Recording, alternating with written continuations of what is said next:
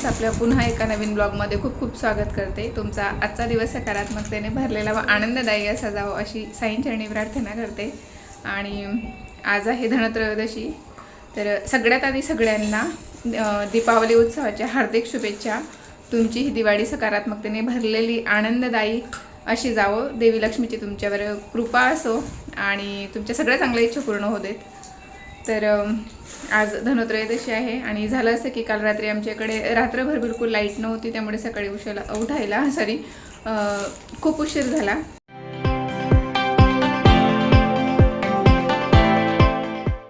तर आता वाजले सकाळचे 11:30 होत आले आणि ते बंद करणे, गिझर पण बंद कर.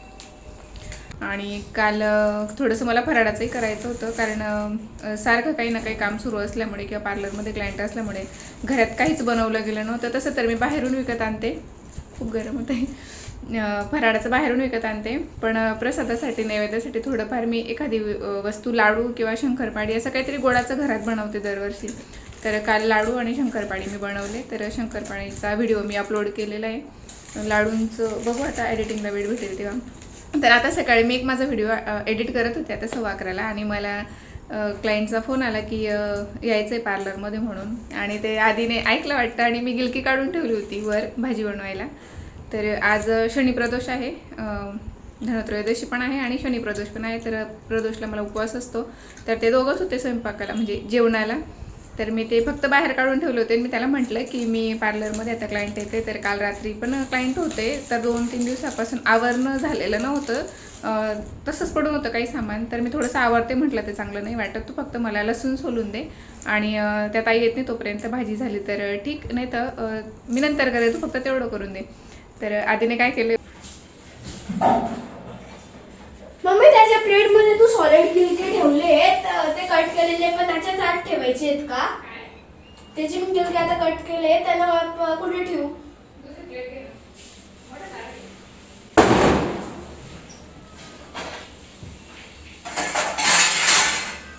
तर आधीने लसूण तर सोलून ठेवलं होतं आधी आणि नंतर मग त्याचं गिलक्यांकडे लक्ष गेलं असेल. तर त्याने मला विचारलं, मला खूप भारी वाटलं, मग मी गिलकी पण कट करून ठेवू का म्हणून. तर छान अशी पहिल्यांदा कट केली, पण खूप छान त्याने भाजी चिरली होती, सेम पीसेस केले होते. एवढं बारीक लक्ष ठेवत होता तो, असं करू का तसं करू का. पण म्हटलं कधीतरी त्यालाही सवय व्हायला हवी आणि हळूहळू व्यवस्थित हात सांभाळून कर म्हणून मी त्याला सांगितलं. आणि तोपर्यंत मी क्लायंट बघत होती आणि भरपूर लेट झालं होतं मग त्यानंतर, कारण त्यांना मला क्लायंट करायलाच 1-1.5 तास लागला होता. त्यानंतर मग हा चिवडा बनवायचा होता मला, कारण शंकरपाळी झाली होती आणि लाडू बनवून झाले होते. आणि हा जो चिवडा मी बनवते हा मी दिवाळीलाच नाही तर अधूनमधून बऱ्याचदा बनवत असते, कारण तो म्हणजे आवडतो, मलाही आवडतो, आधीलाही आवडतो आणि बरं पडतं मधल्या वेळेस भूक वगैरे लागली तर खायला. असं तसे नेहमी शेव मुरमुरे असतात घरात, तर भूक लागली तर आम्ही भेडही करून खातो. पण मग हा असा चिवडा कधीतरी करते मी 2-3 महिन्यातून एकदा. तर तो मी आता बनवून घेते. तर आपले साधे मुरमुरे घेतलेत मी इथे आणि त्यात मक्यांचा जो चिवडा असतो तो तळून घातलेला आहे. त्यानंतर शेंगदाणे आणि खोबरं, कढीपत्ता आणि हळद घालते आता. आणि हा जो चिवडा आहे मी हा रामबंधू जो मसाला मिळतो आपला विकतचा चिवडा मसाला, तो घालते तेलात आणि त्यात बनवते म्हणजे ह्या चिवड्यामध्ये. तर बरेच जण असं कोरडेही घालतात वरनं तो मसाला आणि त्याच्यावरनं तेल टाकतात. तर मी गॅस बंद करून तेल थोडं नॉर्मल गरम असतानाच त्यात तो मसाला घालून घेते. आणि हा मसाला घातल्यामुळे इतर काही दुसऱ्या गोष्टी घालायची अजिबात गरज नसते. पण मी थोडंसं हळद आणि मीठ घातलं होतं. तुम्हाला हवं असेल तर तुम्ही पिठी साखरही ॲड करू शकता. आता हा इथे माझा चिवडा बनवून झालेला आहे. तर त्याच वेगवेगळ्या प्रकाराने चिवडा बनवत असतात, पण मला पर्सनली हा असा खूप आवडतो. आणि दिवाळी आहे म्हणूनच नाही तर मी हा बऱ्याचदा अधूनमधून बनवून ठेवत असते, कारण आधीला स्कूलमधून आल्यावर किंवा मग क्लासला जाताना वगैरे मग त्याच भूक लागली तर खायला बरं पडतो आणि मलाही खूप जास्त आवडतो म्हणून मी हा बनवते. आता हा तयार झालेला आहे. आता याला गार झाल्यावर फक्त याच्यात शेव किंवा मग तुमच्या आवडीचं फरसाण तुम्ही त्यात मिक्स करू शकता. मी फक्त शेव घालणार आहे आता इथे. आणि आणखीन एक यात हिरवी मिरची जी असते जाडवाली कमी तिखटाची, तर तीही कट करून तेलात छान अशी कडक करून आपण तळून घालू शकतो. आणि मी ते मसाल्याचं पूर्ण पॅकेट घातल्यामुळे मग त्यात मी वर्ण मिरची ॲड न करता शेव थोडी जास्त तिखटाची जी असते आपली, तर ती शेव मी त्यामध्ये मिक्स करणार आहे. त्यानंतर इथे आता धनत्रयोदशी आहे आज, तर पूजेची तयारी मी करून घेते संध्याकाळी. आणि आज खूप दमायला झालं होतं, दिवसभर भरपूर कामं होती, तेवढं फारसं मी शूटही नाही करू शकले. पण जे काही थोडेफार शॉट घेतलेत ते मी आता इथे व्हिडिओत लावलेत. आणि पार्लरमध्येच आज माझा भरपूर वेळ गेला, कारण आता आज धनत्रयोदशी, उद्या परत 1 दिवसांचा गॅप आहे रविवारी, आणि सोमवारी नरक चतुर्दशी असल्यामुळे ज्या कोणी राहिलेल्या होत्या आता यायच्या, तर त्या येतील आता एवढ्या 2 दिवसात. त्यामुळे काय झालं की माझं आज प्रदोषची पूजा मी म्हणजे मला नाही जमलं करायला, फक्त मी धनत्रयोदशीची पूजा केली. आणि माझ्याकडे धन्वंतरींचा फोटो नाही आहे, तर धन्वंतरी देवता ही भगवान विष्णूंचंच एक रूप आहे, त्यामुळे मग मी गोपालकृष्णांची इथे पूजा केलेली आहे धन्वंतरी स्वरूपात. तुम्ही सुपारी मांडू शकता. त्यानंतर आजच्या दिवशी यमदीप दान करायचं असतं, तर ते केलं मी. आणि हा मंत्र म्हणायचा असतो, दक्षिण दिशेला तोंड करून आपल्याला तो दिवा लावायचा असतो. तर बरेच जणी चौमुखी दिवाही लावतात, पण मी हा असंच लावते. तर आता तर व्हिडिओ यायला लेट झालेलं आहे, पण ठीक आहे, असं मला जेव्हा वेळ भेटलं तेव्हा मी एडिट केलं. नरक चतुर्दशीच्या दिवशीचं हा व्हिडिओ आहे आता. तर रोज तर 5ला उठणं होतं, पण आज जरा लवकर उठायला लागलं होतं, म्हणजे उठावंच लागतं. तर इथे 3:45लाच आज मला जाग आली होती. मग म्हटलं एक 5-10 मिनटं जरी झोपली तर मग परत उठावं असं वाटत नाही, म्हणून मी उठून घेतलं. त्यानंतर उठल्यावर किचन ओटा वगैरे आधी स्वच्छ करून घेतला, जे की माझ्या प्रत्येक व्हिडिओमध्ये बऱ्याचदा मी दाखवलेले आहे. ते स्प्रे केलेलं आहे मी एक, त्याने किंवा मग गोमूत्र घालून पुसून घेते. मग त्यानंतर हे उटणं बनवून घेतलं, ज्याने की आज अभ्यंग स्नान घालायचं आहे आधीला त्याच्या बाबांना किंवा स्वतःलाही. तर ते उटणं मी आधी तयार करून घेतलं, त्यातून थोडंसं मी देवांसाठी काढलं. आणि ते जे 1 पाऊच पूर्ण होतं उटण्याचं आत्ता नवीन आणलेलं, ते मी पूर्ण घातलं. आणि जे मी नेहमी देवांसाठी वापरते त्याला खूप छान सुगंध आहे, म्हणून मी तेही थोडंसं मिक्स केलं. त्यानंतर घरांना झाडू वगैरे मारून घेतला, रात्री जे काही दिवे लावले होते ते उचलून घेतले. आणि आता सगळ्यात आधी म्हटलं आंघोळीच्या आधी घरातलं सगळा केर काढून घेऊयात आपण. तर झाडू मारून झाल्यानंतर लागलीच मी फरशी पुसून काढली. आणि फरशी पुसायच्या पाण्यात मी गोमूत्र, जाड मीठ आणि हळद असं घातलं होतं. तसंच एकदा पुन्हा पाणी बनवलं मी जाड मिठाचं, हळद वगैरे घालून आणि गोमूत्र घालून, आणि त्याने मग गॅलरी धुवून काढल्या दोघं. तर हे वरचंही धुवायचं होतं थोडंसं पाणी टाकून, पण मग एवढं सकाळ सकाळी म्हटलं खाली परत आवाज झाला असता, आणि शिवाय लायटिंगही घातली होती, म्हणून तेवढं राहू दिलं मी. आता उद्या लक्ष्मीपूजन असल्यामुळे त्याला फक्त ओल्या कापडाने पुसून घेणार आहे मी सगळं, कुंड्यांच्या आजूबाजूला जेवढी जागा आहे तेवढी, कारण खूप जास्त धूळ येते वर. मी म्हणते ना 1-2 दिवसाआड जरी आपण सगळं आवरायला काढलं तरी माझ्या घरात तेवढीच घाण निघणार आहे, असं मला तरी वाटतं. त्यानंतर हे सकाळ सकाळी खूप छान आणि प्रसन्न वाटत होतं, आणि बऱ्यापैकी जण उठलेले दिसत होते आजूबाजूला. हे जे चिमण्यांचं हे बर्ड फीडर आहे, तर यात तांदूळ संपले होते, म्हणून मी गव्हाची जाड भरड भरून घेतली होती. तर चिमण्या ती खात नाही आहेत. त्यानंतर मग आधी आणि त्याच्या बाबांना उठणं लावून त्यांना थांबवून ठेवलं होतं मी, आणि मग मी माझी अंघोळ केली. तर मला शूट घ्यायचं होतं त्यांना उठणं वगैरे लावताना, पण ते दोघंही जण कम्फर्टेबल नव्हते. आधी हो बोलले, मग नंतरून बोलले की नाही नको जाऊ दे, आम्हाला फक्त लावून दे. तर अंगाला उठणं लावून त्यांना बसवलं होतं गॅलरीत तिकडच्या पलीकडच्या. आणि मग मी आंघोळ झाल्यावर आधी दिवे वगैरे लावून घेतले, कारण सकाळ सकाळी खूप छान वाटतं. आणि आज जरा लवकर उठली होती, त्यामुळे अंधारातच दिवे लावायला खूप भारी वाटत होतं. तसं तर दिवाळीच्या 2-3 दिवसांमध्ये आपण रोज सकाळी लवकरच उठतो, पण नरक चतुर्दशीला सगळ्यांना माहिती जरा आणखीन लवकर उठणं होतं. त्यानंतर म्हटलं मग आता उंबरठ्याची पूजा करायची आणि बाहेरचंही आवरायचं आहे, जसं घरातलं सगळं स्वच्छ केलं तसं. तर आधी कालची जी रांगोळी होती ती मी काढून घेतली उंबरठ्यावरची. आणि माझा उंबरठा असा खूप खरबडीत, ते असं प्लेन नाही आहे, तर खूप त्याच्यात हळदही लावते तर अडकून बसते, आणि रांगोळी अडकून बसते. तर ती मी झाडूने काढून घेते. त्यानंतर एका तांब्यात मी पाणी घेतलं आहे, त्यात थोडंसं गुलाबजल घातलं आहे, गोमूत्र घातलं आहे, आणि त्याने उंबरठा धुवून घेतला थोडं थोडं पाणी घालून. आणि बाहेरही तेच पाणी मी थोडंसं बाहेरच्या बाजूला तेच पाणी मी असं शिंपडून घेतलं, जे की मी रोज करत असते. आणि त्यानंतर मग एक कपडा घेऊन उंबरठा आणि बाहेरची जी जागा असते ती संपूर्ण पुसून घेतली. त्यानंतर मग आज हळदीलेपण संध्याकाळी करायचं होतं, म्हणजे आता गेलं असतं, पण मला उजाडायच्या आत देवपूजाही करायची होती, म्हणून मी शॉर्टकट केलं.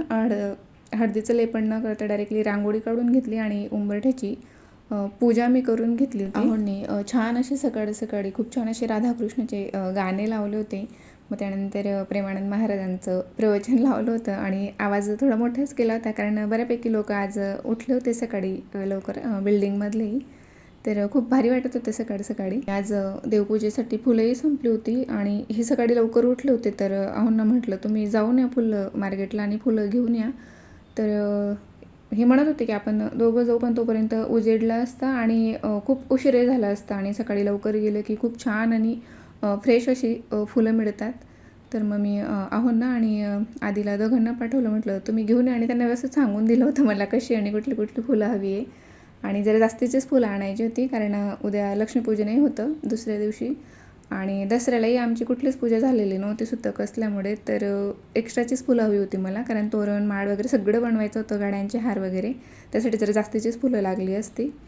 तर मग त्यांना चहा वगैरे करून, त्यांची आंघोळ वगैरे झाली, त्यांना चहा वगैरे करून दिला आणि मग ते फुलं आणायला गेले होते. मी असे रांगोळीचे रेडीमेड साचे मागवून घेतले, कारण एकटीने सगळं काही मॅनेज करायला खूप वेळ लागतो आणि मग त्याच्यानंतर पूजेला वगैरे इतर गोष्टींनाही खूप उशीर होतो. नाही म्हटलं तरी रांगोळीला अर्धा तास सहज लागून जातो.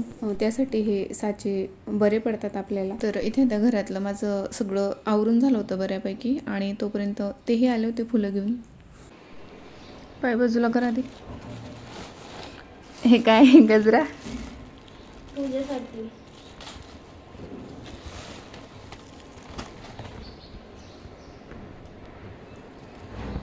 शेवंतीने आणले आधी सगळे झेंडू दिसत आहे. सगळे असेल घेतले त्या. एकाच कलरची शेवंती घेऊन आले. नाही, 2 कलरची. ती व्हाईट आहे, हे येल्लो आहे.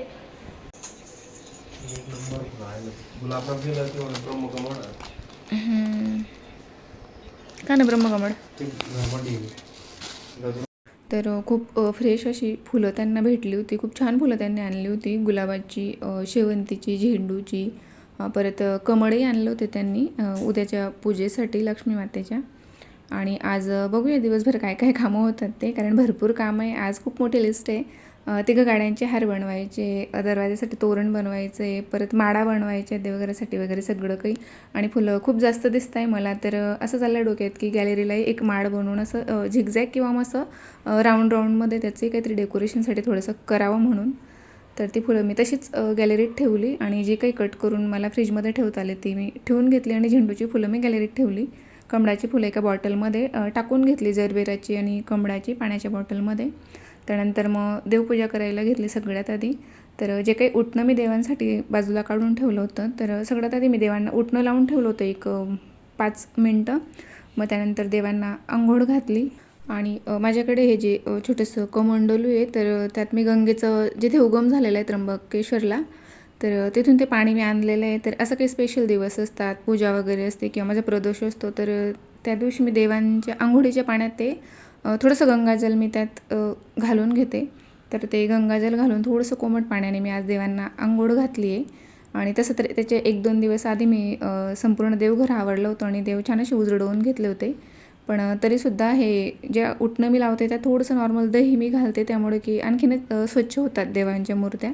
काही स्पेशल सणवार असतो तेव्हा. त्यानंतर हे नवीन ताजी आणलेली फुलं देवांना वाहून घेतली. खूप छान आणि प्रसन्न वाटत होतं देवघराकडे बघून मला आज. कारण नेहमी फुलं असतात, पण मग ती फ्रीजमध्ये ठेवलेली किंवा आदल्या दिवशी आणलेली असतात. तर ही सेम डे आणलेली एवढ्या सकाळी आणि त्याच फुलांनी आज मी पूजा केलेली आहे. तर खूप छान असं माझं देवघर दिसत होतं, सजून दिसत होतं. आणि राहिला प्रश्न आज दिवसभराच्या कामांचा, तर कामं तर भरपूर आहेत, पण उद्या लक्ष्मीपूजन असल्यामुळे माझं असं चाललं होतं की थोडीशी स्वयंपाकाची तयारी आज करून ठेवू, म्हणजे पुरण वगैरे बनवून ठेवू. पण शेवटी मला वेळ नव्हता भेटला, कारण आजही 1-2 जण क्लायंट आले, त्यात वेळ गेला आणि दोघं वेळचं स्वयंपाक वगैरे बरंच काही होतं.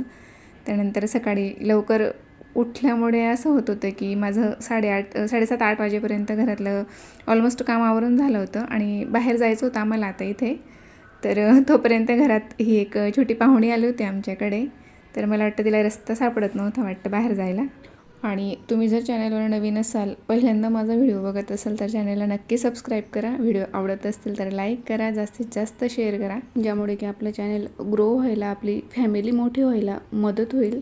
आणि हो, सोबतच तुमचे काही सजेशन्स असतील तर ते मला कमेंट करून तेही नक्की कळवा. काय झालं काय माहिती तिला, बाहेरचा रस्ता सापडत नाही तिला. खातो. नाही, चुकून फॅन लावायचा नाही आहे, मी सांगते तुला.